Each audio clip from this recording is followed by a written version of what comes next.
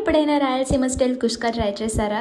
స్పైసీగా చాలా టేస్టీగా ఉంటుంది. ఇంట్లో ఏం వండాలో తెలియనప్పుడు ఒక్కసారి ఈ రాయలసీమ స్టైల్ కుష్కా ట్రై చేసేయండి. దీనికైతే టేస్ట్ బాగుండడం కోసం 6 kg కౌగి యూజ్ చేస్తున్నాను. దీని స్మెల్తో పాటు టేస్ట్ కూడా చాలా బాగుంటుంది.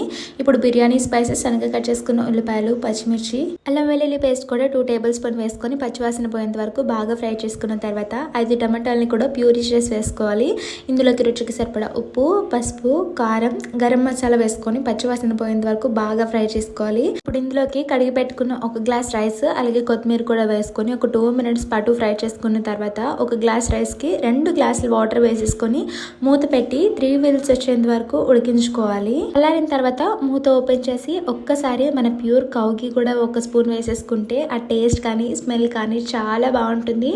ఇప్పుడు ఇలా వేడిగా సర్వ్ చేసేసుకొని ఇందులోకి ఆనియన్స్ తో తింటే కర్రీ కూడా అవసరం లేదు, అంత టేస్టీగా ఉంటుంది.